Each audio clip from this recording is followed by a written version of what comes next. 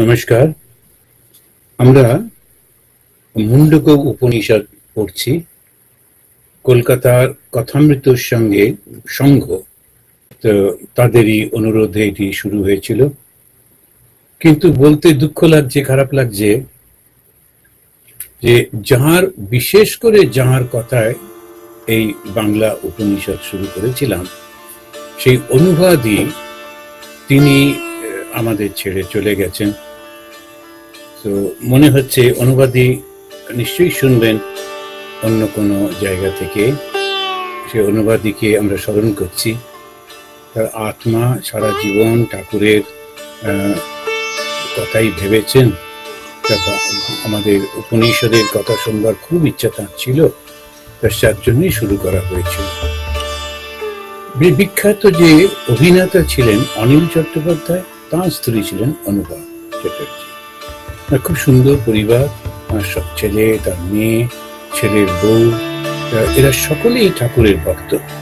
আমি ওদের পরিবারে গেছি। উনি কথামৃতের সঙ্গে প্রেসিডেন্ট হিসেবে দীর্ঘদিন ছিলেন। অত্যন্ত ব্যক্তিত্ব সম্পন্ন মহিলা এবং খুব সুন্দর কথা বলতেন। একজন অ্যারিস্টোক্রেটিক ফ্যামিলি যেমন হয় ঠিক সেইভাবে। আমার খুব মনে পড়ছে অনুবাদীর কথা। অনুবাদীকে স্মরণ করি আর ঠাকুরমা স্বামীজির কাছে তার শান্তি প্রার্থনা করি, যেন যেখানেই থাকেন শান্তিতে থাকেন। আমরা এই কথামৃত সংঘ কলকাতার অনুরোধে, এবং এটি প্রচার করে সদানন্দ ইউটিউব।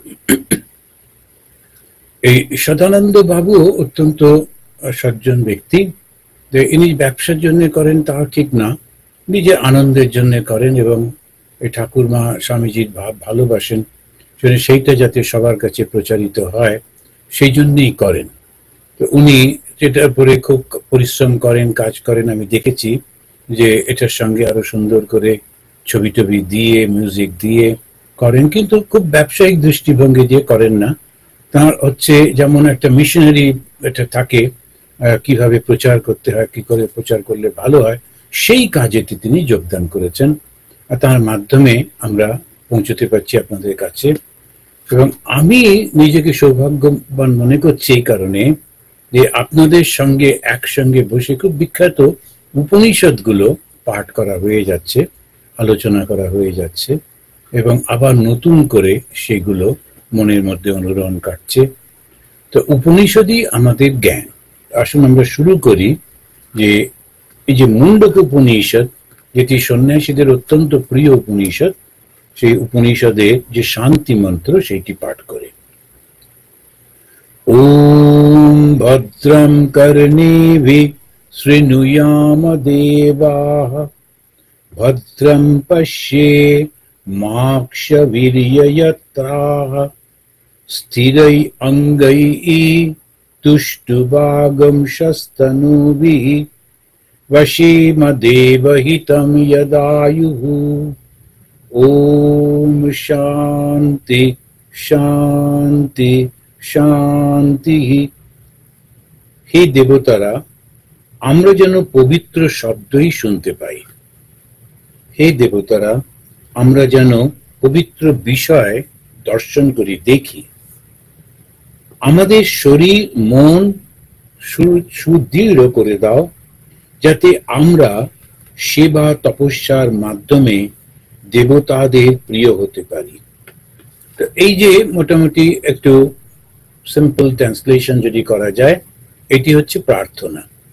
আর এটাই হচ্ছে আহার শুদ্ধি। যারা আমরা বিশেষ করে ভারতে আহার নিয়ে প্রচুর আলোচনা হয়। এটা এই শ্লোকটা, এই যে বেদের যে শ্লোক এখানে বলছে যে আমরা যখন চোখ দিয়ে দেখি, কান দিয়ে শুনি, নাক দিয়ে ঘ্রাণ নিই এবং স্পর্শ করি এবং জিহ্বা দ্বারা গ্রহণ করি, এই সবগুলোই হচ্ছে আহার। এটি খুব ভালো করে মনে রাখতে হবে। আহার শুদ্ধি হলে তখন সত্য শুদ্ধি হয়। কিন্তু সেই আহার মানে শুধুমাত্র মুখ দিয়ে যেটি খাচ্ছি সেটি নয়। আমার চোখ দিয়ে যে দর্শন করছে, আমরা যে খারাপ জিনিস দেখি বা খারাপ যে সমস্ত আমাদের মনের মধ্যে চিন্তাগুলো আসে, কেননা আমরা খারাপ একটা শব্দ শুনলাম, সেগুলো আহার না? সেটাও তো আহার। যখন একটা মুভি দেখছি বারবার কি কুৎসিত সমস্ত শব্দগুলো বলছে, এটা প্রয়োজন নেই, কিন্তু ভগবান জানে কেন। এটা খুব একেবারে মডার্ন করবার জন্য হয়তো। যত আমাদের মানুষের নোংরা জিনিসগুলি, সেগুলোকে আমরা মনে করি ভীষণ একটা আধুনিক ব্যাপার হচ্ছে। আর কি আছে, আগে যখন কাপড় জামা পরা হতো না, তখন আমরা একদম আধুনিকের চূড়ান্ত ছিলাম। তো তখন একেবারে কোনো কাপড় জামা জানতাম না, আমরা সবাই এরকম ভাবে ঘুরতাম, কি আধুনিক ছিলাম ভেবে দেখুন। এই যে বোকার মতো চিন্তাগুলো, যে আমাদের এই শরীরটাকে দেখাবার জন্য, সেইটার জন্য সবকিছু করবার জন্য যখন আমরা কিছু করি, তার সঙ্গে সম্পৃক্ত নানান রকম শব্দগুলো ব্যবহার করি, সেটা আধুনিকতা? ওইটা সংস্কৃতি? ওইটা উন্নতি? সম্পূর্ণ ভুল। ওটা পেছন দিকে চলে যাওয়া, আবার সেই জঙ্গলের পশুর জীবন যাপন করা। মানুষকে যে অগ্রসর হচ্ছে, তাকে বলা হচ্ছে চরৈ বেতি, চরৈ বেতি, এগিয়ে চলো, এগিয়ে চলো। এই এগিয়ে কে চলছে? আমাদের চিন্তাটা, আমাদের বিশ্লেষণ, আমাদের বোঝার ক্ষমতা। আমরা বোঝবার চেষ্টা করছি আসলে আমরা কি চাই। আমরা চাই আনন্দটা। এই আনন্দ কি করে পাবো? তখন আমরা নানান রকম করতে থাকি। কখনো কখনো পেপারে পড়ে খুব মন খারাপ হয়ে যায়, স্বামীকে খুন করে আর একজন প্যারামরের সঙ্গে চলে যাচ্ছে। তো স্বামীও তো পুরুষ ছিল, তার সঙ্গে যখন তুমি আনন্দ পেলে না, আর একটি পুরুষের কাছে পাবে কি? আর সেও কি তোমাকে বিশ্বাস করবে? কেন দেখলো যে তোমার পাশে ঘুমানো থাকা লোকটাকে তুমি মেরে ফেললে, ওর তো পাশে ঘুমাতে ভয় পাবে। তখন দাঁড়াচ্ছেটা কি? আমি আনন্দের জন্য, সুখের জন্য ছুটছি, কিন্তু আরো আরো অন্ধকারের মধ্যে, আরো কষ্টের মধ্যে চলে যাচ্ছি। জানেন, ওই জন্যেই শাস্ত্র পাঠ করতে হয়। শাস্ত্র আমাদের আলো দেখায়। আমরা যে গুরুর কথা বলি, তিনি কি করেন? তিনি ওই অন্ধকারটাকে দূর করে দেন, দিয়ে আমাদের আলোর পথে নিয়ে যান। তিনি গুরু। সেই জন্য এই যে ঋষিরা, এই যে উপনিষদ, এই যে শাস্ত্র, এইগুলি হচ্ছে আমাদের গুরু। সমস্ত অন্ধকার দূর করে দিচ্ছেন। অন্ধকার মানে অজ্ঞান। অজ্ঞান মানে কি? আমি নিজেকে শরীর বলে মনে করছি, আমি নিজেকে শরীর বলে মনে করছি, করে এই শরীরের সঙ্গে সংযুক্ত সবাইকে আমার বলে মনে করছি। তা আমি আর আমার, এই নিয়ে একটা জগৎ তৈরি করছি। ওই জগতের যেখানে ভালো যারা সাহায্য করছে তো ঠিক আছে, না করছে তোর শত্রু। সুতরাং সুখ দুঃখ এর মধ্যে দিয়ে চলেছি। আর সেইটি খুব সুন্দর করে এই উপনিষদ আমাদের শেখাচ্ছেন যে ওটা ভুল। তোমার যেটা করা উচিত, নিজের যে আত্মজ্ঞান, নিজের যে সঠিক জ্ঞান, নিজের সম্পর্কে সঠিকভাবে জানা দরকার। সেইটি আমরা যখন পড়ছিলাম গত মাসে, মনে আছে আমাদের, আমরা আলোচনা করছিলাম অমৃতস্য সেতু। আপনাদের অনেকেরই মনে আছে যে আমরা সেপ্টেম্বর মাসে এই বিষয়টা আলোচনা করলাম। অমৃতের সেতু, সেতু মানে আমরা ব্রিজ। এখন সেই ব্রিজটা, সেতুটা আমাদের কোথায় নিয়ে যাচ্ছে? অজ্ঞান থেকে আমাদের জ্ঞানে নিয়ে যাচ্ছে, অন্ধকার থেকে আলোতে নিয়ে যাচ্ছে, মৃত্যু থেকে অমৃতের মধ্যে নিয়ে যাচ্ছে। তো সেইটি হচ্ছে আমাদের সেই সেতু। আসলে এই সেতুটা কি? সেতুটা হচ্ছে আত্মজ্ঞান। আত্মজ্ঞান যেটা এক অদ্বিতীয় চিরন্তনের কাছে আমাদের নিয়ে যায়। আত্মজ্ঞানটাই হচ্ছে সেতু।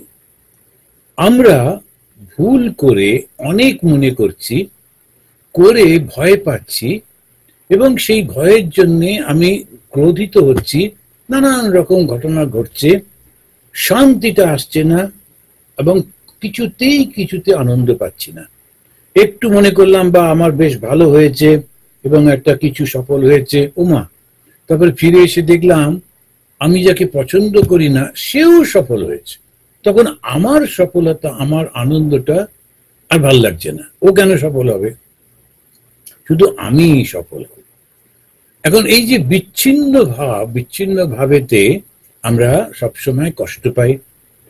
এই দুঃখ থেকে, এই কষ্ট থেকে আত্যন্তিক দুঃখ নিবৃত্তি, সংস্কৃততে খুব সুন্দর করে বলে আত্যন্তিক দুঃখ নিবৃত্তি, অতি দুঃখ যেটা, সেটাকে পরিপূর্ণভাবে দূর করে দেয়, মুক্তি দেয়। কিভাবে?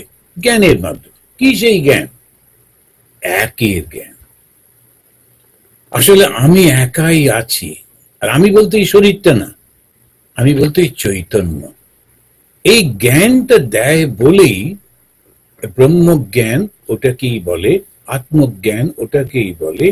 এইটা তিনি বিভিন্ন ভাবে, ঋষিরা বিভিন্ন ভাবে দিয়েছেন, একই কথা, একই ভাবটা দিয়েছেন। শ্রীরামকৃষ্ণ দেব ওই একই কথা বারবার বলছেন, কিন্তু সেটাকে তিনি সাধারণ মানুষের জন্য বলছেন বলছেন ঈশ্বর লাভ মনুষ্য জীবনের উদ্দেশ্য। এই ঈশ্বরটি কে, এইটি আমরা এখানে জানতে পারবো এই উপনিষদে। আজকে যখন আমরা পাঠ করব এই আগস্ট মাসের জন্য, সেখানে আমরা দেখছি আগস্ট মাসেতে যে একটা সুন্দর গল্প বলছেন, দুটি পাখির গল্প। এই দুটি পাখির গল্পে আসার আগে আমরা গত মাসে যেটি পাঠ করেছিলাম সেটা আরেকবার একটু ঝালিয়ে নিই। কি করলাম? সেতু, অমৃতস্য সেতু, বিখ্যাত একটি শব্দ। তো এই সেতু মানে এই যে আত্মা, একে কোথায় পাওয়া যায়? আত্মাই হচ্ছে, আত্মজ্ঞানটাই হচ্ছে আমাদের সেতু। যেই আত্মজ্ঞান হলো, সঙ্গে সঙ্গে সমস্ত দুঃখ চলে গেল। এটা কোথায় পাবো? তুমি বলছেন যে সর্বত্র রয়েছে, কিন্তু তবে হৃদয়ের মধ্যেও তিনি রয়েছেন। সুতরাং হৃদয়ের মধ্যে খোঁজো। সর্বত্র কোথায় খুঁজবো? খোঁজো নিজ অন্তঃপুরে, নিজের অন্তরের মধ্যে খোঁজো। সেজন্য অন্তরটাকে বলা হচ্ছে ব্রহ্মপুর। মানুষের যে হৃদয়, মানুষের যে অন্তর, তাকে বলা হচ্ছে ব্রহ্মপুর। আমাদের একটা ইংরেজি শব্দতেই সবটা বুঝিয়ে যায়, সেটা হচ্ছে মাইন্ড। তো কি কি আছে? আমাদের এই শরীরটা আছে, একটা মন আছে। এই যে মনটা, এই শরীরটা, এটা নিয়ে সমস্ত কিছু ওদের জগৎ ওরা মনে করছে। তা সেই জন্য ওরা বলে যে সাইকো ফিজিক্যাল বিং। আমরা কারা? Psycho physical being. সাইকো মানে মানসিক, ফিজিক্যাল মানে এই শরীর, আর বিং একটা প্রাণী। তো সাইকো ফিজিক্যাল বিং। এই সাইকো যেটাকে বলা হলো সেটা একটা মন। এই মনটা কি করে? মনটা বিভিন্ন চিন্তা ভাবনাগুলো খারাপ করতে থাকে। এখন এই চিন্তা ভাবনাগুলো আসে কোত্থেকে? একটা আমরা হিন্দুরা বিশ্বাস করি যে পূর্ব জন্ম থেকে আমরা নানান রকম সংস্কার নিয়ে আসি। সংস্কার হচ্ছে ইমপ্রেশন, আমাদের সব ধারণা, সেগুলো সব নিয়ে আসে। আর সেটার জন্য একটা হয়। আর একটা হয় এই যে আমাদের 5টা ইন্দ্রিয় রয়েছে, সেইগুলোকে বলা হয় জ্ঞান ইন্দ্রিয়, জ্ঞানেন্দ্রিয়। চক্ষু, কর্ণ, নাসিকা, জিহ্বা আর ত্বক, এইগুলো গিয়ে 5টা বিষয়কে ভোগ করে। ভোগ করে মানে 5টা বিষয়ের সঙ্গে সম্পর্কিত হয়। চোখ গিয়ে সে রূপ দর্শন করলো, কি সুন্দর ফুলের বাগান। কান গিয়ে শব্দ, কি অসাধারণ একটা মিউজিক বা যেটা সুর আসছে। এরকম করে করে আমাদের এটা চলে যায়, আর সেইটা আমরা কিছুতে ভুলতে পারি না। আর সেই না ভুলতে পেরে সেটা মনের মধ্যে আসে, আর মনের মধ্যে এসে অনুরণ তুলতে থাকে। আর যখন ভালো তো ভালো, যখন খারাপ তো তখন দুঃখ। আর যখন নিজের সঙ্গে সম্পর্কিত হয়ে যায় তখন ওই দুঃখ ক্রোধ, আর ক্রোধের ফলে বুদ্ধির বিনাশ হয়ে যায়। আমি শেষ করে ছাড়বো, আমি এটা করতে গিয়ে তখন কাউকে মেরে ফেললো, খুন করে ফেললো, এইসব নানান রকম হয়ে যায়। করে একটা এমন সমস্যার মধ্যে আমরা পড়ি, তার থেকে আমরা কিছুতেই বেরোতে পারি না। এই বেরোতে না পারার জন্য এত কষ্ট, এত দুঃখ। তো সে কোথায় পাবো? তাকে বললেন এই ব্রহ্মপুরে তাকে পাবে। অন্ন বা শরীরে তাকে পাওয়া যায় না। অন্ন বলতে অন্নময়া কোষ। আমরা যখন অন্নময়া কোষ বলি, সে অন্নময়া কোষ এই শরীরটা, এটা খাবার দিয়ে তৈরি। এখন ওই যে খাবার দিয়ে তৈরি হচ্ছে, এই শরীরটা কিন্তু কোথাও যাবে না। এই শরীরটার সঙ্গে, এই শরীরটা হচ্ছে ওই কাঠ টাটের মতো, এটা দিয়ে সুন্দর করে বানিয়েছে, সিমেন্ট দিয়ে বালি দিয়ে সুন্দর করে বাড়ি, কিন্তু বাড়িটাই তো আসল নয়, বাইরেটা তো কিছু নয়। ভেতরে যারা থাকে তারা যদি দুঃখের মধ্যে থাকে তাহলে লাভটা কি হলো? সেই কারণে বাড়িতেই আসল ব্যাপার নয়, বাড়িতে যারা থাকেন তারা আনন্দে আছেন কিনা, আমার এই শরীরটা আসল ব্যাপার নয়, শরীরের মধ্যে যে থাকে সেই আনন্দে আছে কিনা, সেটি কে? সেটা হচ্ছে আমার মন। মনটা কি? বিভিন্ন চিন্তা, সেগুলো একত্র। কিন্তু এই মনটাকে আমরা আবার চারটে ভাগে ভাগ করেছি। চারটে ভাগের মধ্যে একটা হচ্ছে মন, আর একটা হচ্ছে বুদ্ধি, একটা চিত্ত, আর একটা অহংকার। অহংকারটা আমরা জানি, অহংকারটা হচ্ছে শক্তি, আমি আমি এই ভাব থেকে এটি চলে। আর মনটাকে আমরা জানি, সেটা নানান চঞ্চলতার মধ্যে থাকে, এটা করবো এটা করবো না, বুঝতে পারে না। তখন ওই বুদ্ধিটা আসে, সে যখন বলে এইটা করো, তখন ওই বুদ্ধি যখন সেটাকে ঠিক করে দেয়, মন তখন সেটি করে। তো মন, বুদ্ধি আর অহংকার। চিত্তটা কি? চিত্ত হচ্ছে স্টোর হাউস, সেখানে সমস্ত গিয়ে গিয়ে জমা হয়, ওই চিত্ত থেকেই সবকিছু। এই চিত্তের মধ্যে আমরা সব জমা করে করে রেখে দিই। এই চিত্ততে যখন সব জমা থাকে, এই চিত্তটার মধ্যে যদি খারাপ চিন্তাগুলো থাকে, তখন তো খারাপ ফলই হবে। আমরা ভয়ঙ্কর স্বপ্ন দেখি, কেন না ওই চিত্তের মধ্যে এগুলো সব জমা করা রয়েছে, সেগুলো উঠে উঠে আসে, নানান রকমের ভাবনাগুলো চলে আসে, কারণ ওই চিত্তের মধ্যে রয়েছে। সেই জন্য বলা হচ্ছে চিত্ত শুদ্ধি। চিত্তটাকে, অর্থাৎ স্টোরটাকে পরিষ্কার করে ফেলতে হবে। এই মুহূর্তে আমি ভালো ভালো কথা শুনছি টুনছি বটে, কিন্তু আমার মনের মধ্যে, ভেতরের মধ্যে, স্টোরের মধ্যে সব জমা করা রয়েছে যে খারাপগুলো, ওগুলো কোথায় যাবে? ওগুলো তো ভেসে ভেসে উঠবে, ওগুলো কাছে আসবে। তখন সেই জন্যে ধৈর্য সহকারে ওগুলোকে বার করতে হবে আর ফেলে দিতে হবে। কি করে ফেলে দেব? বিচার করে করে। যারা জ্ঞান পেতে যান তারা বিচার করে করে ওটাকে দূর করেন। না না না, এসব সমস্ত কোনো ব্যাপার নয়, এগুলো কোনো চিন্তা, এর সঙ্গে আমার কোনো সম্পর্ক নেই। এই করে করে করে করে ভেতরে চলে যেতে হয়, তখন ধীরে ধীরে ধীরে ধীরে মনটা সম্পূর্ণ নিষ্ক্রিয় হয়ে যায়। তো তখন সেটাই বলছেন যে কি করে করব না, বিজ্ঞানে না, বিশেষ জ্ঞানের দ্বারা তুমি এটা করতে পারবে। তো আত্মা কোথায় আছেন? হৃদয়ের মধ্যে রয়েছেন। হৃদয়ের কোথায় রয়েছেন? এই বুদ্ধির মধ্যে রয়েছেন। এবার তখন তিনি এই শরীরটার মধ্যেও আছেন, কিন্তু সেখানে প্রকাশ কম, রয়েছেন বুদ্ধিতে, সেই বুদ্ধির মধ্যে প্রকাশ বেশি। কি করে সেখানে তাহলে পৌঁছবো? বিজ্ঞানে না, বিশেষ জ্ঞানের দ্বারা। বিশেষ জ্ঞানটা কি? বিচারের মাধ্যমে যে জ্ঞানটা আমরা লাভ করি, সেটা হচ্ছে বিশেষ জ্ঞান। এখন হয় কি, অনেক সময় কোনো একটা কারণের জন্যে একটা কিছু সৃষ্টি করা হয়, তারপরে আর সেটাকে নিয়ে ভাবনা চিন্তা নেই। বাবা আমাদের এটা ট্র্যাডিশন রেখেই দিয়ে গেছে। এটা খুব মজার গল্প পড়ছিলাম, যে একজন খুব ভারতীয় বড় একজন মেজর, তো তিনি, তাকে ফোন করেছেন ইন্ডিয়ান আর্মি অফিস থেকে। তিনি রিটায়ারমেন্ট নিয়ে বৃদ্ধ হয়ে গিয়েছেন। তাকে ইন্ডিয়ান আর্মি অফিস থেকে ফোন গেছে যে স্যার, আপনার সময় আমাদের এই ক্যাম্পে যে একটা বেঞ্চ আপনি বসিয়েছিলেন, এবং সেখানে 24 আওয়ার্স গার্ড বসানো হচ্ছে। তো আমাদের একজন জওয়ান, আমাদের একজন সোলজার, সে ওই 24 আওয়ার্স মানে 8 ঘন্টা করে যদি ডিউটি হয় 3টে লোককে, 4 ঘন্টা করে হলে 8টা লোককে, আমাদের ওখানে একটা ম্যান পাওয়ার চলে যাচ্ছে। তো ওটা আসলে কি কোনো ধর্মীয় জায়গা? তখন উনি ওখান থেকে বলছে, সে কি, এখনো রংটা শুকোয়নি। আসলে হয়েছিল কি, যখন এই বেঞ্চটা করা হয়েছিল তারপরে রং করেছে, তারপরে উনি কাউকে বলেছিলেন এই এখানে একটু দাঁড়িয়ে থেকো, দুম করে কেউ এসে বসে না পড়ে, কাঁচা রং ওটা শুকিয়ে যাক তারপরে। এখন মিলিটারি তো মিলিটারি, বলেছে গার্ড দিতে, তো দিচ্ছে। ইতিমধ্যে উনি অন্য কাজে অন্য জায়গায় চলে গেছেন, আর ওটা বলেননি। শুকিয়ে গেলে আর দরকার নেই, তো স্বাভাবিক কথা, ওটা আবার বলার কি আছে। কিন্তু আর্মি মানে আর্মি গার্ড দিতে বলেছ, গার্ড দিচ্ছে। এরপরের যে অফিসার এসছেন তিনি বলেন কি ব্যাপার, না আগের জন বলে গেছেন ওটা গার্ড দিতে হবে, আচ্ছা চলো কন্টিনিউ করো। তারপর তিনিও রিটায়ারমেন্ট বুড়ো হয়ে চলে গেলেন। তারপরের জন, এই চতুর্থ জন এসে একটু খোঁজ খবর করতে গিয়ে বলেন একটা লোক চলে যাচ্ছে আমাদের ওখানে, ব্যাপারটা কি? কোনো ধর্মীয় ব্যাপার না, ধর্মীয় না, ওটা রং করা হয়েছিল। তখন কাউকে দাঁড় করানো হয়েছিল যে বাবু তো সকালবেলা রং করেছে, বিকেলে শুকিয়ে যাবে।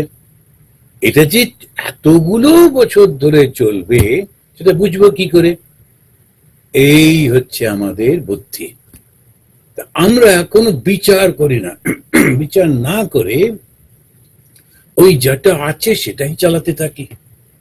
কি উৎপাত হয়ে দাঁড়ায়। আগেকার দিনে যখন বাড়িতে জন্ম হতো, বাড়িতেই মৃত্যু হতো, তখন ওরা বলতেন যে যখন তোমাদের বাড়িতে কোনো জন্ম বা মৃত্যু হবে তখন তোমরা 12 দিন 13 দিন মন্দিরে এসো না। কেন? যদি বিচার করলেই বোঝা যায় আগেকার দিনের লোকেরা তারা সবাই ওই মন্দিরেই যেত।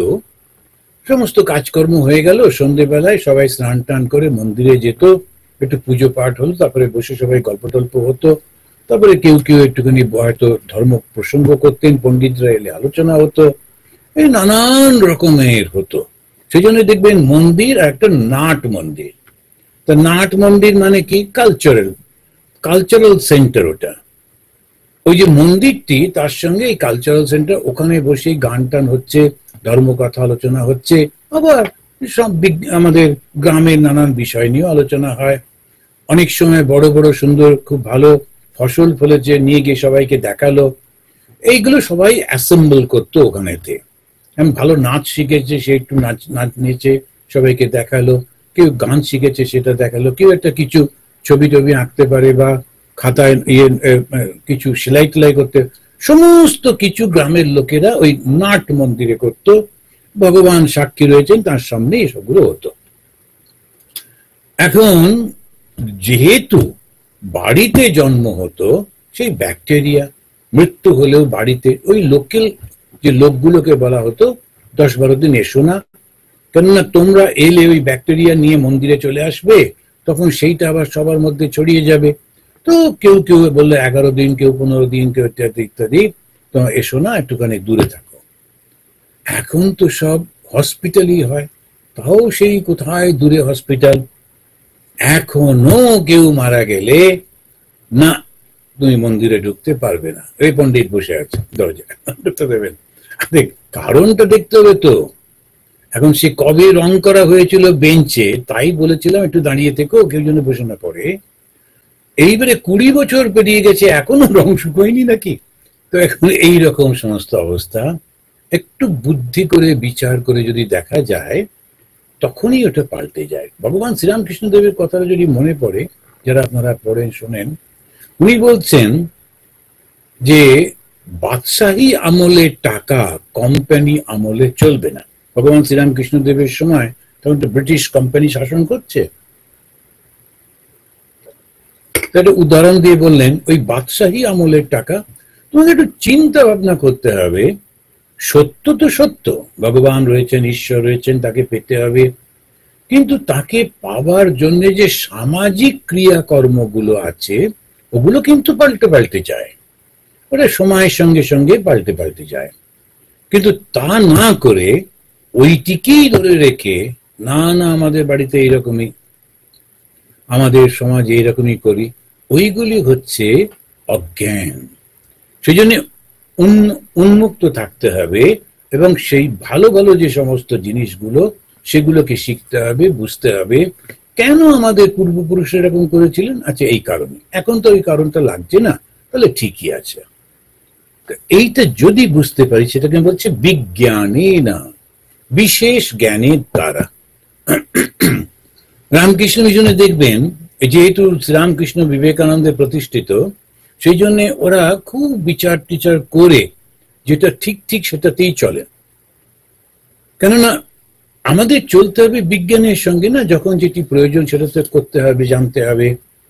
তৎপরিপশ্যন্তি, তাকে সম্পূর্ণভাবে দর্শন করতে হবে। তো তিনি কোথায় থাকেন? সর্বত্র থাকেন। সর্বত্র তাকে খোঁজা যায় না। কোথায় খুঁজবো? হৃদয়ের মধ্যে খুঁজবো। কেন হৃদয়ের মধ্যে খুঁজবো সেটি তো আমরা পরে আসছি। তো এই যে তাকে বলা হচ্ছে ব্রহ্মপুর, কি করে জানবো? বিশেষভাবে বিজ্ঞানেনা, বিচার করে বুঝবো, জানবো। আর সেইটাকে, তাকে দেখে কি হয়? সমস্ত বাসনা চলে যায়। কে দেখে? ধীর, আহা, একটা শব্দ ব্যবহার করলেন। ধীর থেকে, যার মধ্যে কোনো বাসনা নেই, সে একদম শান্ত হয়ে যায়। ধীর শব্দটার অর্থ হলো শান্ত। তা আমরা কোনো শান্ত টান্ত দেখলে মনে করি, ও কি সুন্দর শান্ত, দেখো একদম। কিন্তু ওর ভেতরে যে কি চিন্তা চলছে সেটা কি আমরা জানি? চুপ করে ফ্যাল করে তাকিয়ে আছে মানেই যে শান্ত, তা নয়। ওর ভেতরে হয়তো একেবারে প্রবল ঝড় চলেছে। এই লোকগুলো চলে যাচ্ছে, আমার দিকে তাকাচ্ছে না, আমি যখন যুবক ছিলাম তখন, এই করে করে ওর মধ্যে প্রবল ঝড় চলেছে। তো তাকে ধীর বলা যাবে না, সে শান্ত বলা যাবে না। তো ধীর একটা কি? যার মধ্যে কোনো বাসনা নেই। কে আমার জন্য হাততালি দিল, কে নিন্দা করলো, কে কি করলো, এই নিয়ে কোনো বাসনা নেই। আর যখন বাসনাহীন হয়ে গেল, তখন তার মনের মধ্যে কোনো তরঙ্গ নেই। বাসনাটাই হচ্ছে সেই হাওয়া যেটা আমাদের মনের উপরে তরঙ্গ সৃষ্টি করে। এটা ধীর, আহা। তাহলে সেই অনুসারে তখন কি করতে হবে? গুরু এবং শাস্ত্রের বাক্য অনুসরণ করে আমাদের সম, দম, ধ্যান, ত্যাগ, বৈরাগ্য এইসব অভ্যাস করে ওই মনটাকে পবিত্র করে ফেলতে হবে। মানে বাইরেতে শুদ্ধতা, ভেতরে শুদ্ধতা, সম দম। বাইরে শুদ্ধ পরিষ্কার থাকতে হবে। আমাদের গরমের দেশ, আমরা খালি গায়ে অনেক সময় থাকতাম, কিন্তু কাপড়গুলো সবসময় পরিষ্কার পরিচ্ছন্ন। বাড়ির সামনে জল রাখা থাকতো, যেহেতু ধুলো, সেজন্য এসেই পাটা ভালো করে ধুয়ে, মুখে হাত পা ধুয়ে তারপরে ভেতরে ঢোকা। সব সময় পরিষ্কার পরিচ্ছন্ন হয়ে থাকা। নোংরার মধ্যে থাকাটার কোনো কাজের কথা নয়। গরিব গরিব ভাবে থাকতে হবে, গাড়ি কামানো নেই, এই কিরকম যেন ছেঁড়া ছেঁড়া কাপড় পত্র, ইচ্ছা করে করে ওইগুলো দেখানো যারা করতে চান, তারা কিন্তু ওই ভগবান লাভ করতে পারবেন না। ওগুলো সমস্ত চেয়ে শোর মতো করে যাতে লোকেরা আমাকে বুঝতে না পারে, সেরকম কিছু না। পরিষ্কার পরিচ্ছন্ন থাকা, শো অফ করার কোনো ব্যাপারই নেই। কাকে করব, কার জন্য করব? আমি তো নিজের জন্য ভগবানকে ডাকছি, তো ওর সঙ্গে কি সম্পর্ক আমার? এই ছোট্ট ছোট্ট জিনিসগুলো অত্যন্ত পরিষ্কার করে দেয়। সেই জন্যে যিনি ধীর ব্যক্তি, যার মধ্যে বাসনা নেই, তিনি কি করবেন? শরীর এবং মনকে শুদ্ধ করতে হবে। কি করে? সম আর দম, এই দুটো শব্দ ব্যবহার করা হচ্ছে।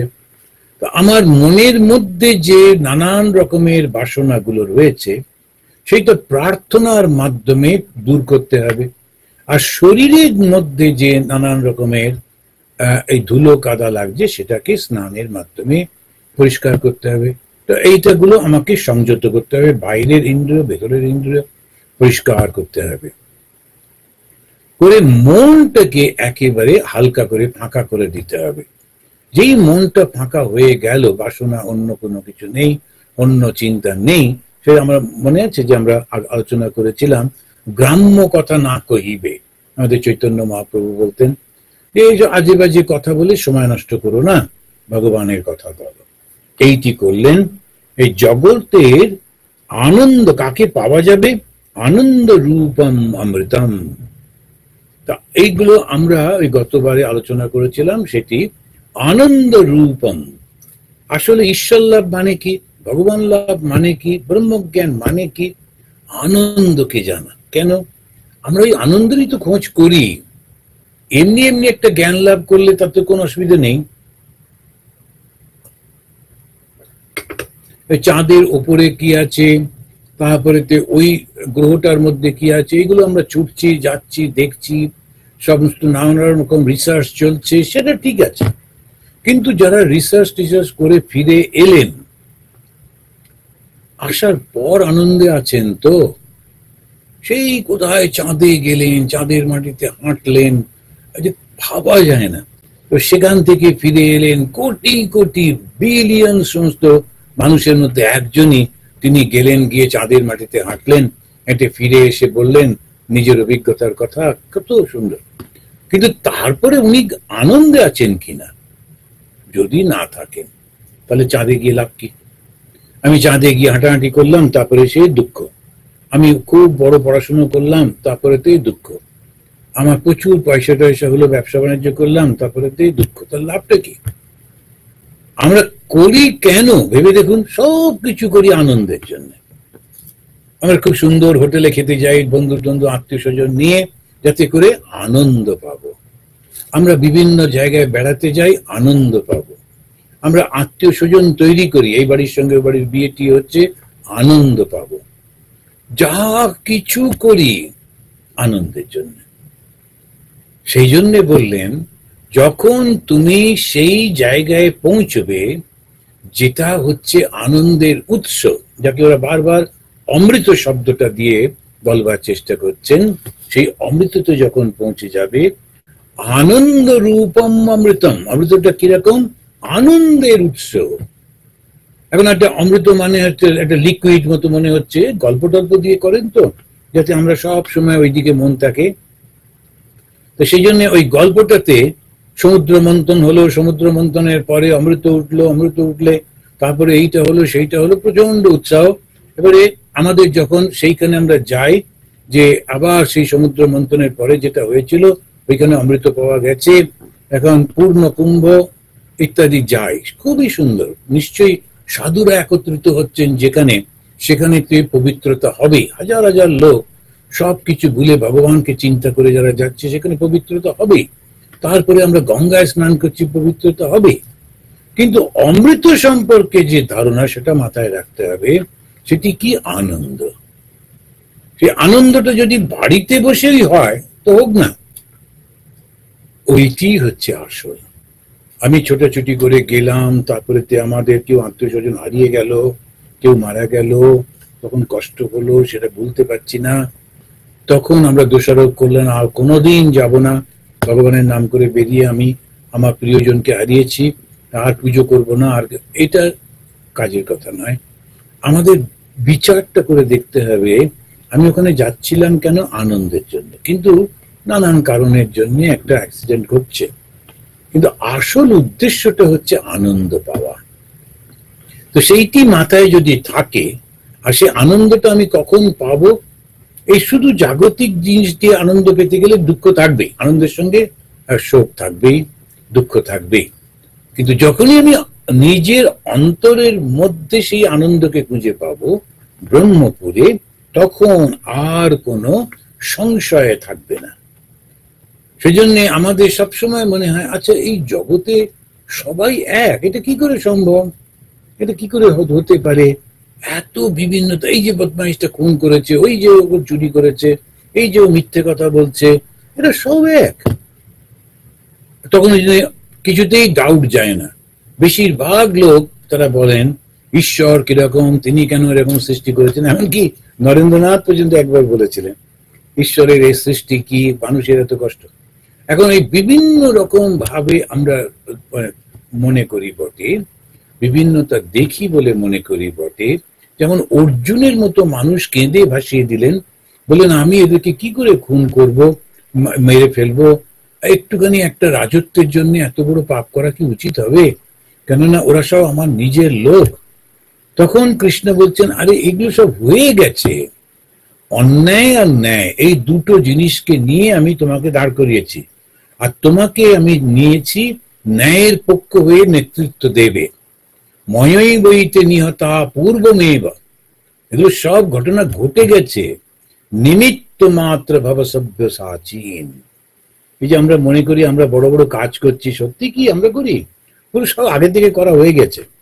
শুধু ভগবানের ইচ্ছা হচ্ছে, আচ্ছা এটাকে সামনে একটু দেখাই, তখন লোকেরা ওকে একটু প্রশংসা করবে, আচ্ছা ওর একটু আনন্দ হবে। আর কিচ্ছু নেই, সমস্ত কিছু উনি করে রেখে দিয়েছেন। তো এইটা দ্বৈত ভাবে যখন আমরা দেখছি, ওইভাবে দেখি। অদ্বৈত ভাবে যখন দেখি, তখন আমি তো এক, আমার মধ্যে সেই একত্ব রয়েছে। যে মুহূর্তে আমি সেটা জানতে পারলাম, তখন অসাধারণ এই শব্দ ব্যবহার করছেন আমাদের উপনিষদে, বিদ্যতে হৃদয় গ্রন্থি ছিদ্যন্তে সর্ব সংশয়াঃ। তখন আমাদের যে গ্রন্থিগুলো সমস্ত যেন বিচ্ছিন্ন হয়ে যায়, আর কোনো টান থাকে না, কোনো সংশয় থাকে না। এটা কি সম্ভব? এই প্রশ্নটাই মাথায় আসবে না। কেন? সব কিছুই সম্ভব। আর যেই ওই অবস্থায় পৌঁছাবো, তখন দেখবো যা কিছু দেখছি ওটা সবই আমারই সৃষ্টি। আমি ওইভাবে দেখতে চেয়েছিলাম, তাই দেখতে পাচ্ছি ওই রকম। এই ঘটনাগুলো এই সমস্ত ঘটে চলেছে, কিন্তু আসলে কোনো কিছুই হচ্ছে না। একম এব অদ্বিতীয়ম আনন্দম রূপ ভাতি। সে আনন্দ স্বরূপ যিনি এক এবং অদ্বিতীয়, তিনি সেখানে রয়েছেন। তা ভগবান শ্রীরামকৃষ্ণ দেব তিনি একবার বলেছিলেন যে, জানিস তো, নরেনকে বলেছিলেন, আমি দেখলাম এই কোষাকুষি, এই দরজার চৌকাঠ, ওই যে বেড়ালটা, ওই যে রতির মা, এই যে মন্দির, এই যে মা কালীর মূর্তি, সব চৈতন্যে জুড়ে রয়েছে। নরেন্দ্র এসে আরেকজন লোকের সঙ্গে বসে হাসি ঠাট্টা করছেন আর বলছেন, হাঁড়িটা বাটিটা সবই নাকি চৈতন্য, সবই নাকি ঈশ্বর, বলে হো হো করে হাসাহাসি করছেন। শ্রীরামকৃষ্ণদেব এসে ওকে স্পর্শ করে দিলেন। 3 দিন 3 রাত তিনি দেখছেন সব কিছু চৈতন্যময়, কোনো কিছু চৈতন্যের বাইরে নেই। তখন তিনি মানতে বাধ্য হলেন, আর তার সমস্ত এই সংশয়ে চলে গেল। তারপরেও নরেন্দ্রনাথ তো শুধু ঠাকুর ছুঁয়ে দিয়েছেন বললে হবে না, নিজেও তপস্যা করছেন। তপস্যা করে তারপরে তিনি কাকড়ি ঘাট বলে একটা জায়গায় গেছিলেন ওই হিমালয়ে, এবং সেখানে ওখানে গিয়ে তিনি একটা গাছের নিচে বসে যখন ধ্যান করছেন, সেই দিন তার দেখলেন যে যা সারা বিশ্বের মধ্যে সব তো নিজের মধ্যে। তো মাইক্রোকজম অ্যান্ড ম্যাক্রোকজম, নিজের মধ্যে মাইক্রো, বিশ্বে ম্যাক্রো। তো মাইক্রোকজম অ্যান্ড ম্যাক্রোকজম কোনো পার্থক্য নেই। যা আমাদের হৃদয়ের মধ্যে রয়েছে তাই সমস্ত কিছু বিশ্বে রয়েছে। আমার যে চৈতন্য সেটাই বিশ্বব্যাপী চৈতন্য। এইটা তার মধ্যে হলো। এই জীব জগৎ সমস্ত ব্রহ্মময়। আর এই উপনিষদ বারবার বোঝাবার চেষ্টা করছেন, উপরে নিচে উত্তরে দক্ষিণে পেছনে সামনে সর্বস্ব সেই ব্রহ্ম চৈতন্য জগৎ চৈতন্যে জোরে রয়েছে। ভগবান শ্রীরামকৃষ্ণদেব বলছেন জগৎ চৈতন্যে জোরে রয়েছে। এই জোরে রয়েছে, এই শব্দটা বাংলায় তার মানে হচ্ছে স্যাচুরেটেড। এমন একটা জায়গা নেই, একটা কণা নেই যেখানে ওই চৈতন্য নেই। চৈতন্য ছাড়া আর কোনো কিছু নেই। তাহলে কাঠ বা ওই পাথর, ওর মধ্যে চৈতন্য নেই? অবশ্য আছে, কিন্তু প্রকাশের তারতম্য, প্রকাশটা কম, তাই আমরা বুঝতে পারি না। এই ব্রহ্ম থাকেন কোথায়, চিনব কি করে, এরকম সব প্রশ্ন আবার আসছে। তখন তৃতীয় মুন্ডকের প্রথম খণ্ডের প্রথম মন্ত্রে একটি ছোট্ট একটা পিকচার, একটা ছবি তৈরি করছেন ঋষি। সেই ছবিটা হচ্ছে দুটি পাখির, দ্বা সুপর্ণা সয়ুজা সখায় সমানম বৃক্ষম পরিশস্য জাতে তয়ো অন্য পিপ্পলম সাধু অত্তি অনশ্নন অবিচাকশীতি। তো এইটা সাধুরা প্রায়ই বলেন, দেখবেন আপনি অনেক বক্তৃতার মধ্যে এই কথাটা সব সাধুরা বলেন যে দ্বা সুপর্ণা, দুটো সুন্দর পাখি, দুটোই সুন্দর। এই দুটি পাখি তারা কি করে, সয়ুজা, একসঙ্গে থাকে, সদা সর্বদা একসঙ্গে থাকে।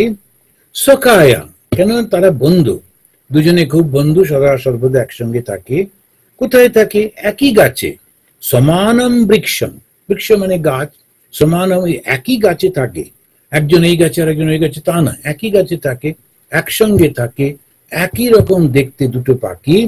পরিশস্য জাতে তয় অন্য পিপ্পলম সাধু অত্তি, একটা ওর মধ্যে সে বিভিন্ন ফল টল খায়। কখনো বা সে একটা টক ফল খেলো, কখনো একটা মিষ্টি ফল খেলো, সে এরকম ভাবে ফল টল খাচ্ছে। অন্যটা যেটা অনাস্নান অপিচাকশীতি, অন্য পাখিটা কিন্তু খায় না, সেই চুপ করে থাকে। এটা একটা এমন ভাবে সুন্দর করে তিনি আমাদেরকে বোঝাচ্ছেন, এটা একটা অদ্ভুত ভাবে আমরা দেখতে পেলাম যে কিভাবে তিনি আমাদেরকে বোঝাচ্ছেন, কি কি বলছেন। প্রথমটাই হচ্ছে এই যে বৃক্ষম, এই যে বৃক্ষটা কি, বৃক্ষটা আমাদের এই শরীরটা, এই শরীরটাকেই বৃক্ষ বলা হচ্ছে। তো এই কর্মফলের আশ্রয় হচ্ছে এই শরীরটা। আমরা যখন যে কর্ম করি, সেই কর্মকে ফল পাওয়ার জন্য একটা শরীর তো লাগবে। আমি ভীষণ নিষ্ঠুর, ভয়ঙ্কর, হিংস্র, এই জীবনে আমি এই করছি সেই করছি করে টরে যখন মারা গেলাম, তখন এই হিংস্রতা প্রকাশ করবার জন্যে হয়তো আমার পশুর জন্ম হলো, একটা বাঘ হলো কি সিংহ হলো কি অন্য কোনো জন্তু হলো, হিংস্র একটা পশু হলো, হয়ে সমস্ত জায়গায় সে খুন করছে, লড়াই করছে, রক্তাক্ত, ওই করে তার মধ্যে যে হিংস্রতাটা অনেকটা স্যাটিসফাই হয়।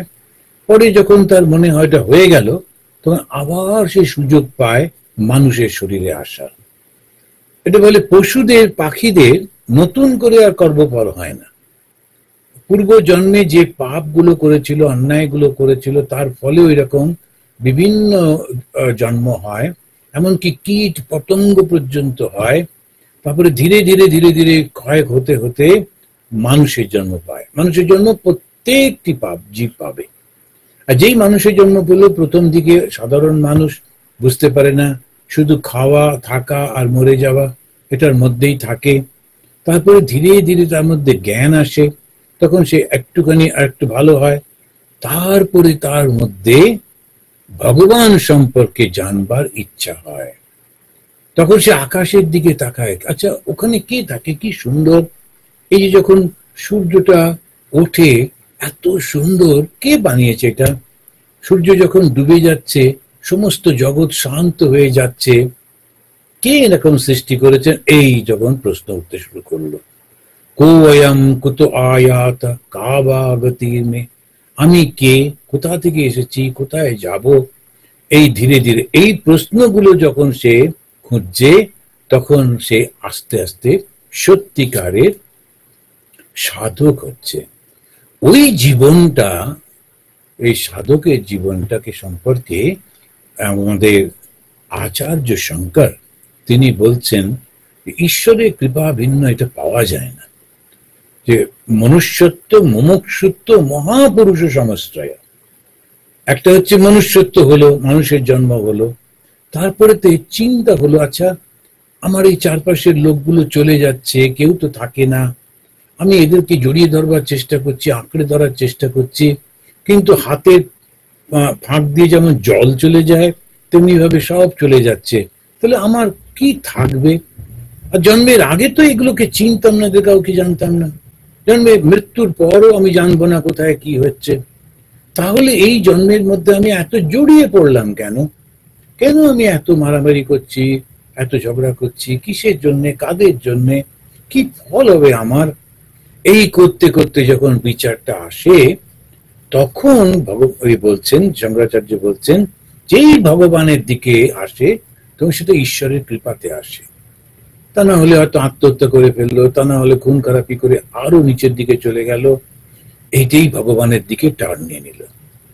তাহলে মানুষের জন্ম আর মুক্তি পাবার ইচ্ছা, থার্ডটা আরো কঠিন, ঠিক ঠিক একজন গুরু পাওয়া, ওইটি খুব গোলমাল হয়ে যায়। শেষকালে এসে এমন একজনের পাল্লায় পড়লাম, কেননা এখন তো অ্যাডভার্টাইজমেন্টের যুগ, এমন সুন্দর করে ব্যাখ্যা টেক্কা হচ্ছে, গিয়ে অত তার কাছে চলে গেলাম, গিয়ে ভুল হয়ে গেল। ওই জন্যে ভগবানের কাছে খুব করে প্রার্থনা করতে হয়, আমি তোমাকে ছাড়া আর কাউকে চাই না, উনি সব ব্যবস্থা করে দেন ঠিক ঠিক ভাবে। এইটা যখন হচ্ছে, তখন সে ওই চিন্তা করছে, আমাদের অন্য যে পাখিটা, এই বৃক্ষটা দোয়া সুপর্ণা, জীবাত্মা ঈশ্বর, এই দুটো সুন্দর পাখি, এই দুটোই কিন্তু একসঙ্গে রয়েছে। জীবের যে দেহটা, এটাকে কল্পনা করেছে একটা বৃক্ষ। কঠোপনিষদেও এরকম একটা উদাহরণ আছে।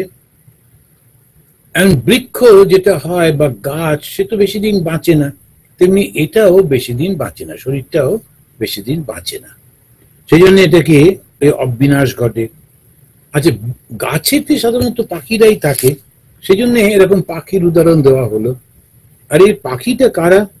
দুটো পাখি। একটা হচ্ছে আমাদের এই দেহের মধ্যে আত্মা রয়েছে, সেটা হচ্ছে জীবাত্মা। আর পরমাত্মা তিনিও রয়েছেন, এই দুটোই একসঙ্গে রয়েছে।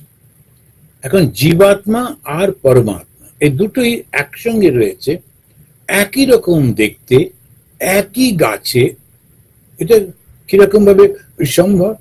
না, আমাদের এই যে শরীরটা, এখানে একটা শরীর আছে, একটা মন আছে, কিন্তু এই শরীর আর মন দিয়ে আমরা চলতে পারি না।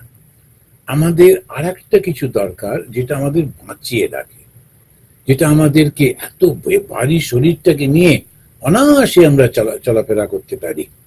অথচ এই শরীরটার মধ্যে থেকে ওই জিনিসটি যখন চলে যায়, এই শরীরটাকে নিয়ে যেতে 4টে লোকের দরকার পড়ে, কিংবা একটা গাড়ির দরকার পড়ে। এই শরীরটা নিয়ে মানুষ কিরকম সব ঘুরছে। তো কি ওটা? তখন বললো জীবাত্মা। জীবাত্মাটা কি? ওই যে বুদ্ধির উপরে, মন বুদ্ধি, ওই যে বুদ্ধির উপরে যখন পরমাত্মার প্রতিবিম্বিত হতে থাকেন।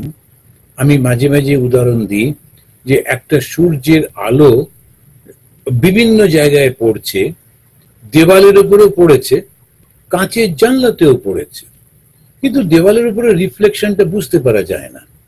কাঁচের জানলাতে চকচক করছে, তাকানো যায় না। আবার জানলাটা, ওই কাঁচটা যদি আয়না হয়, তখন ওই আলোটা আরো বড় হয়ে রিফ্লেকশন করে সে অন্য কেউ আলো দিতে পারে। তা আমাদের যে বুদ্ধি, তার মধ্যে সেই চৈতন্যের আলো এসে পড়ছে, আর বুদ্ধিটা তা দিয়ে প্রকাশ করছে, করে সে ভাবছে আমি করছি। আয়নার উপরে সূর্যের প্রতিবিম্বিত হচ্ছে আলো, সেই আলো দিয়ে সে অন্ধকার ঘরটাকে আলোকিত করেছে, করে আয়নাটা ভাবছে আমি করছি। ওই যে অ্যাসোসিয়েশন হয়ে গেল, ওই যে ভুল করে এটাকে আমি বলল, তখন ওই আত্মাটাই জীবাত্মা হয়ে গেল। ওই অহংকার সম্পৃক্ত হয়ে গেল বলে তখন জীবাত্মা বলল। কিন্তু আছেন তো পরমাত্মা, সেই জন্য বলে দুটো পাখি একসঙ্গেই রয়েছে। দুটি পাখি একটি গাছে, গাছটা হচ্ছে শরীর, তার মধ্যে পরমাত্মা, তিনি প্রতিবিম্বিত হচ্ছেন বুদ্ধিতে। কিন্তু বুদ্ধিটা যখন নিজেকে ওই শরীরটা মনে করতে শুরু করলো, তখন তাকে বলা হলো জীবাত্মা। তা জীবাত্মা আর ঈশ্বর বা পরমাত্মা একত্রিত হয়ে রয়েছে। তাহলে পরমাত্মাকে কোথায় খুঁজবো? এবং কি মজা, আমার হিয়ার মাঝে লুকিয়েছিলে, দেখতে তোমায় পাইনি। রয়েছেন তো হিয়ার মাঝে, যাকে আমি জীবাত্মা মনে করছি, আমি মনে করছি অহংকারের সঙ্গে, যাকে আমি দুঃখিত, আমি আনন্দিত এরকম মনে করছি, ওইটাই তো পরমাত্মা। কিন্তু ওর ব্যাপারটা ভুলে গিয়ে আমি ওটাকে ছোট করে ফেলেছি, আর নিজের মনে করছি, এটা গোলমাল হয়ে গেল। তো আয়নার উপরে বা বুদ্ধির উপরে যখন পরমাত্মা প্রতিফলিত হচ্ছেন, ওই বুদ্ধিটিকে যখন আমি মনে করছি আমি, এবং সেই আমিটাই দেহটা যার মধ্যে ওটা রয়েছে, মনটা রয়েছে, তাকে জড়িয়ে ফেলছি, তখন তাকে বলা হচ্ছে জীবাত্মা। সেটা আমাদের বলে জীব এবং ঈশ্বর দুজনেই এক। কিরকম? বলছে যে ঈশ্বর তিনি সৃষ্টি করছেন, কি দিয়ে করছেন? মায়া দিয়ে করছেন। তো সেই জন্যে চৈতন্য উপহিত, চৈতন্য কোনটা? মায়া উপহিত চৈতন্য। যে চৈতন্য তিনি ঢাকা, উপহিত মানে ঢাকা, ঢাকা পড়ে গেছেন কি দিয়ে? মায়া। সেটি কে? ওই ঈশ্বর। আবার আরেকজন চৈতন্য উপহিত, চৈতন্য দিয়ে ঢাকা, সেই চৈতন্যটা কি করে ঢাকা হলো? অহংকার। অহংকার উপহিত চৈতন্য অহংকার দিয়ে ঢাকা যে চৈতন্যটা, অহংকার মানে আমি আমি, তাকে বলে জীবাত্মা। অহংকার উপহিত চৈতন্য, অহংকার দিয়ে আমরা যেটাকে ঢাকা দিই, সেই জীবাত্মাটাকে বলে, সেই চৈতন্যকে বলে জীবাত্মা। আর যাকে মায়া দিয়ে ঢাকা দেওয়া রয়েছে ওটা হচ্ছে ঈশ্বর। তো এই দুজনের মধ্যে পার্থক্যটা কি আছে? শুধু এই ঢাকনাটা। এবারে ঢাকনাটা যদি খুলে দেওয়া যায় তাহলে দুজনই এক, এইটাই হচ্ছে আসল। এখন একটা লোক আর একটা লোকের সঙ্গে ভীষণ ঝগড়া, কেন না একজন খুব ফর্সা আর একজন খুব কালো, এই তুই একদম কাছে আসবি না। এবার একটা সমস্যা হলো, একটু আগুনে পুড়ে গেল, তখন ওই চামড়াটা আস্তে আস্তে করে তুলে নেওয়া হলো। এবারে কালো চামড়াটা উঠে গেল, এবার সাদা চামড়া উঠে গেল, থাকলোটা কি? এবার দুজনকে পাশাপাশি শুয়ে রাখলে একই, সেই হাড়, সেই অস্থি, মজ্জা, আর এই মাংস, সেই রুধির, রক্ত।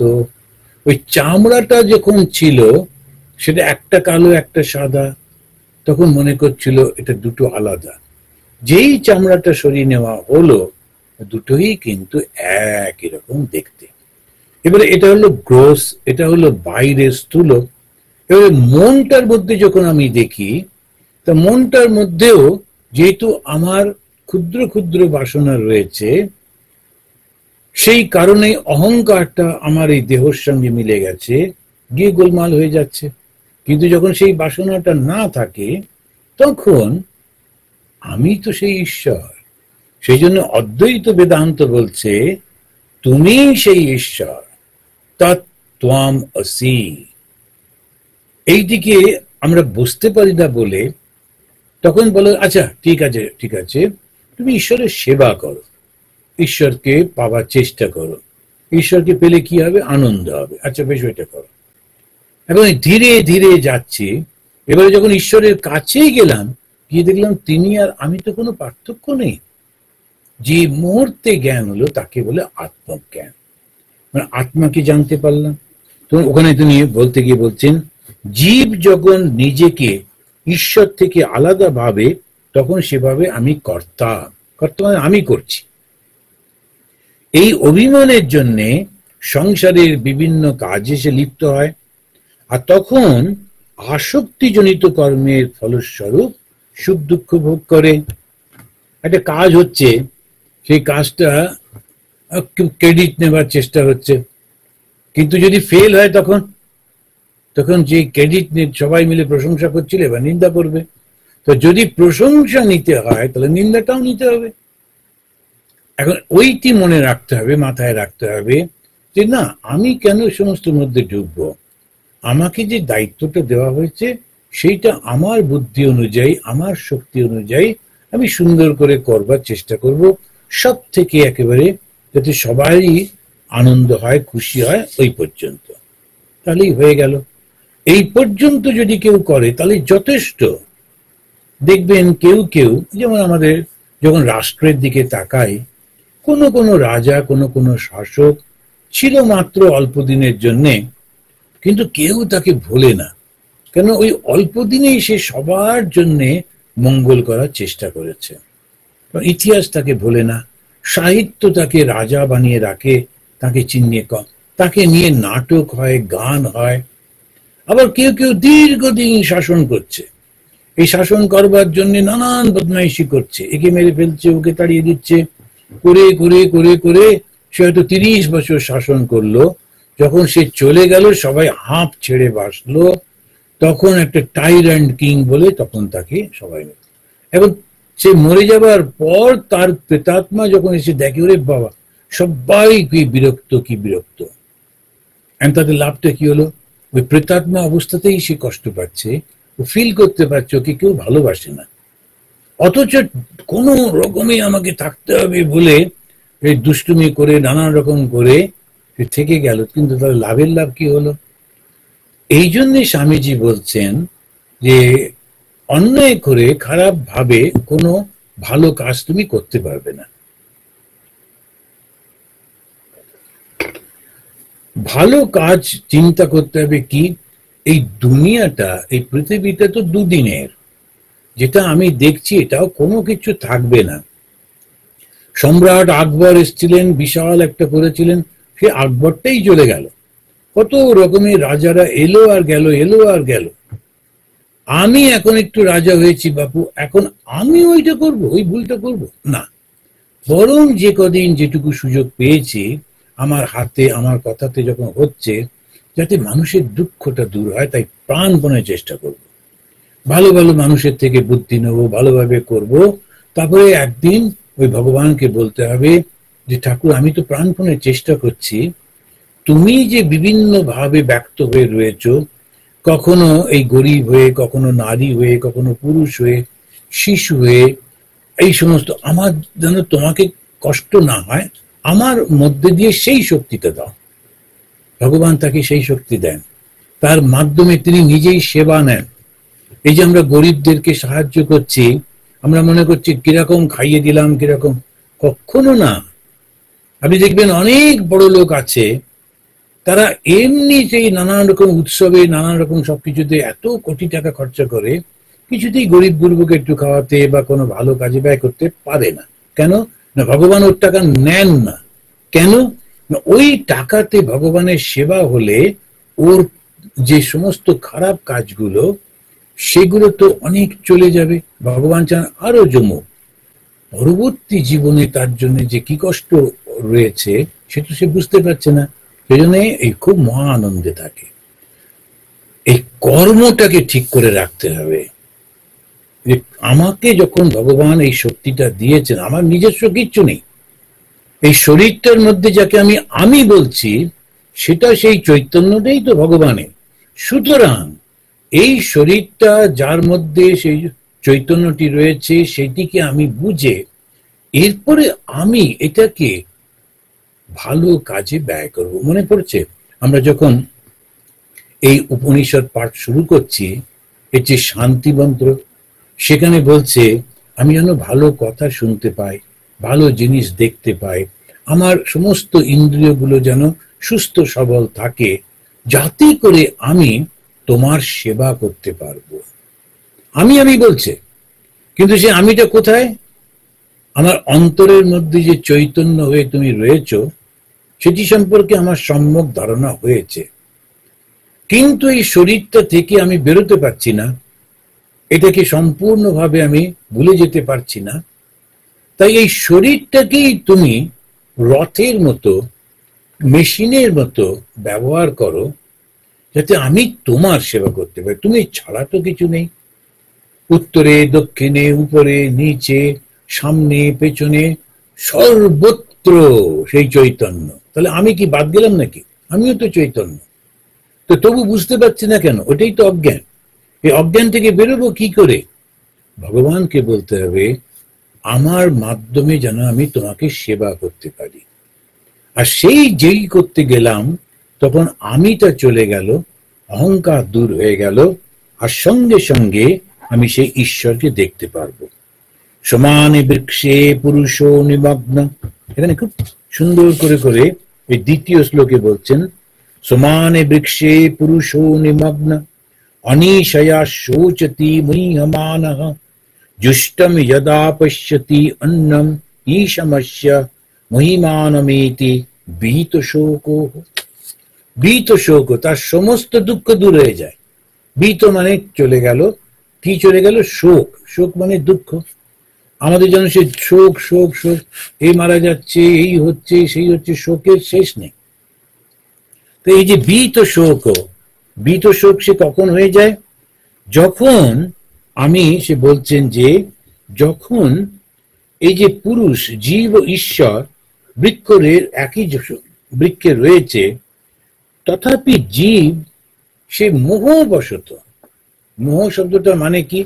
সে একটা মিথ্যে জ্ঞান, সে মনে করে এটাই ঠিক ঠিক, সেই জন্য মোহবশত ঈশ্বরকে ভুলে দেহ সেবায় মগ্ন থাকে।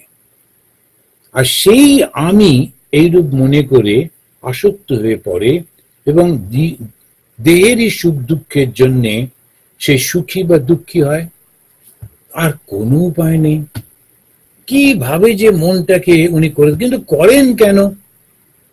এখন একটা বলছে যে তোমার কর্মফলের জন্য তোমার বাসনা। আচ্ছা, বাসনাটা দিল কে? তিনিই দিলেন। কেন তিনি দেবেন? এখন কর্মফল এবং তোমার ইচ্ছা ইত্যাদি বেদান্ত বলছে। আর একটা বলছে কি, ঈশ্বর নিজেই তো সবকিছু হয়েছেন, তার ইচ্ছা হয়েছে এইভাবে তিনি লীলা করবেন।